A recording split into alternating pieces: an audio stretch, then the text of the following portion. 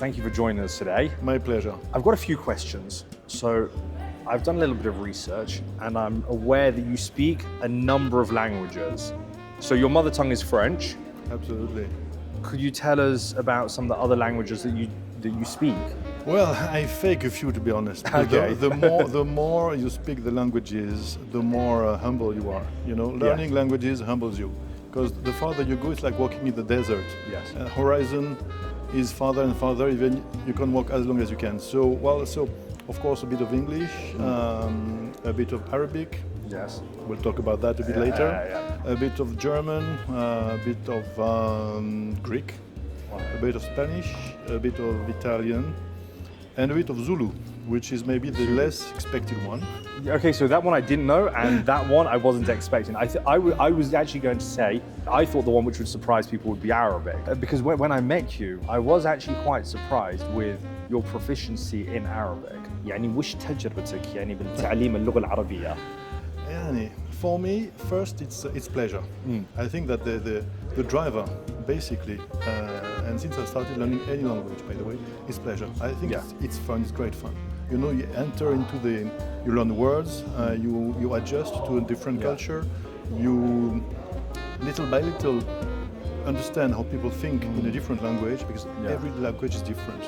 And so then pleasure, then adventure, because of course it takes time, and it's more or less easy, sometimes not so easy at all, and it depends also on the day. And but it's great, and so it's quite an accomplishment when you reach a certain level, and of course, but that was not the main reason for it. It is an asset, including in my current job, because it allows more contacts, easier ones, and really, sometimes it is really something that makes a difference. But again, that was not the initial reason for it. Now, there's something that you picked up on here, which was that every language has their own mentality. Absolutely, and it's not just about the vocabulary, it's about the structure of the language, and the more you have to cope with different grammars, the more you realize it, and then of course the use that people make of it, and the way they speak, and well, you know it perfectly.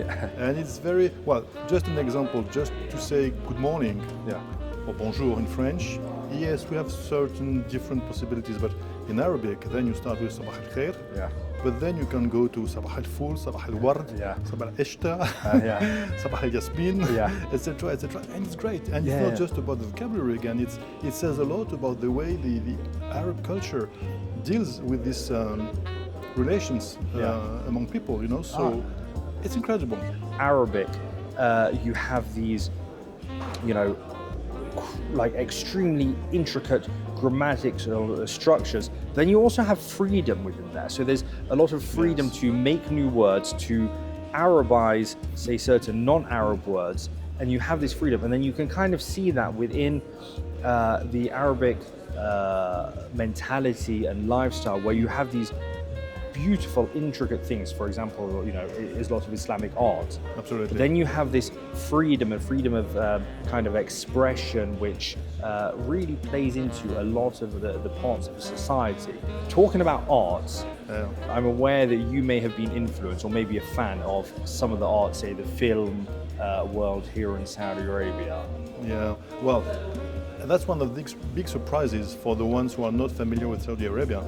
When they come here, they, let's say, stick to the old image. And right now, in art in general, by the way, but also in the movies industry, it's incredibly dynamic, you know. And so I was talking about paintings even, you know, what women do in Asir, for instance, is incredible. I really like it. And but getting back to movies, I even watched Saudi movies before coming to Saudi Arabia, because now you can find them on the networks quite easily. And you have more comedies, you have action movies, and the actors are always fascinating. I mean, it's great. It's to me it was very impressive, and I don't want to give too many examples but I remember that even so some movies are a few years old but still very significant. If you take something like Baraka meets Baraka, for instance, it's very telling about the change in Saudi Arabia now. More recently I saw Al Hamour, which also a good one. And there could be a long list. Because when we spoke last time, I remember we mentioned Wejdan and the perfect Absolutely. candidate. You know, a lot of people, they don't know that, you know, Wejdan was the first feature-length film filmed in Saudi Arabia. It was a female producer who created it. Yeah, excellent. And going to see, you know, the development from a lot of these guys from Telfaz Hadasha starting on YouTube and then now being on Netflix and being in the cinemas. Absolutely. It's amazing. And one of the things I was very surprised with, you know, and I didn't expect, was that you were going to be a fan of Saudi cinema. It's yeah.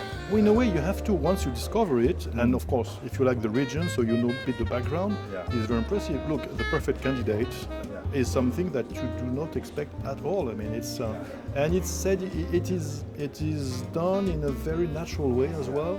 So the story is very credible, of course. The actors are excellent, and it makes you understand a lot about the current situation in the country. Exactly. Although the movie now is a few years old, and actually the current Saudi Arabia is quite different from what it was at the time when the movie was shot. Absolutely, but I think that one of the beautiful things about art is art captures, it's a flash moment in time, and it represents maybe that subculture, that moment, that what happened then, whether it's paintings, whether it's music, whether it's cinema photography, and you get to go back and then see that and see how things were.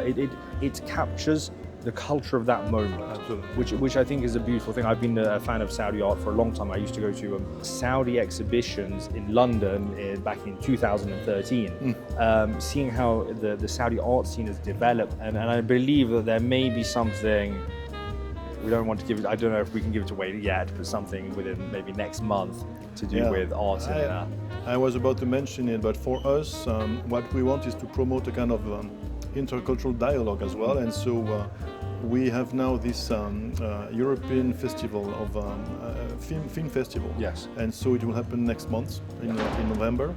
And again, yes, we will show European movies, one from each country of the European Union, but also it happens to favor more dialogue with our Saudi friends, and there will be masterclasses, meetings, etc., to promote more cooperation. And it comes exactly against the backdrop we've just described, with this incredibly vibrant cultural life here.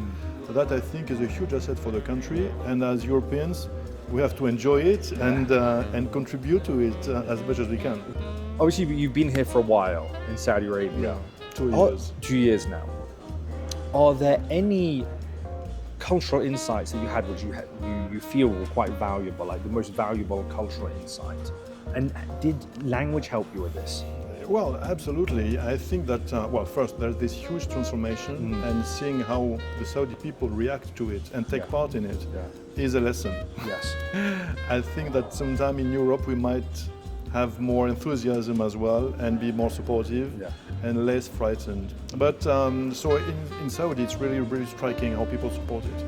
And at the same time, a sense of community. Yes. You know, it's the famous saying, "Al-jar qabl dar."